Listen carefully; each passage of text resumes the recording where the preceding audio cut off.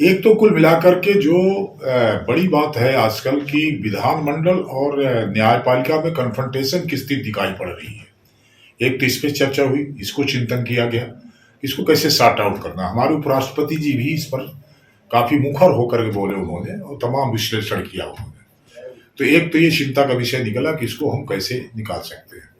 दूसरा ये आया कि विधानमंडलों की कार्रवाइयों को संकुचित होते जाना, ये शायद संविधान के जिस लोकतंत्र की चुनावी पद्धति को हमने स्वीकार किया है, उसके लिए ठीक नहीं है। इसलिए ऐसा माना गया कि विधानसभाओं को जो 200 के आसपास है, मिनिमम उसको 60 दिन चलाया जाना चाहिए और लोकसभा को 100 दिन मिनिमम चलाया जाना चाहिए। बाकी अलग-अलग हिसाब से उनके उनके तिथियाँ तय हों। तो एक तो ये बात निकल के आई। दूसरा ये आया कि कोई सार्थक बहस हो विधानसभा के भीतर। बार-बार जो हमारा व्यवहार है, हमारे जो आचार व्यवहार है, वो ठीक नहीं है, विधानमंडलों के भीतर वो ठीक नहीं है। जिसके कारण से कई बार हमको असहज होना पड़ता है, विधानमंडल को भी असहज होना पड़ता है और हमारी उस जो लोकतंत्र की जो हमारी गरिमा है, उसको भी ठेस पहुँचाई जाती है। उसको भी ठीक करने की आवश्यकता, इस पर भी चिंतन हुआ।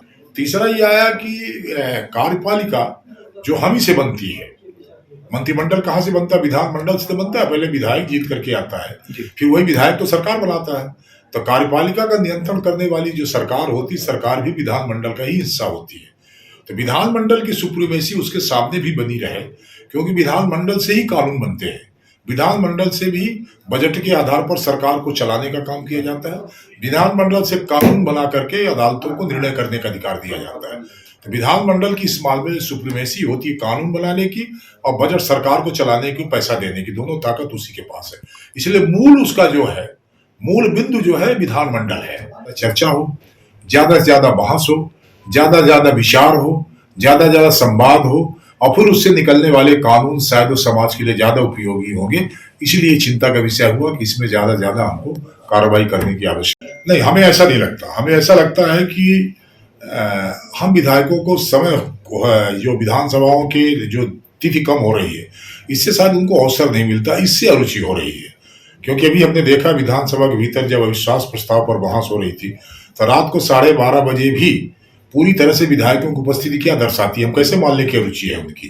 अरुचि होती तो 12:30 बजे रात तक क्यों बैठते हो? इससे ये पता चलता है कि उनको ऐसा जब लगता है कि हमारी बात सुनी जा रही विधानसभा के भीतर, हमारी बात को तरजीह दी जा रही है, हमारी बात को सुना करके उसमें कार्रवाई के लिए कुछ न कुछ हो रहा है, तो वो बैठता है, आराम से बैठता है। संविधान के भीतर दिए गए तमाम सारे अधिकारों को हम कर्तव्यों और मर्यादा के साथ जोड़कर देखें, सब ठीक हो जाएगा।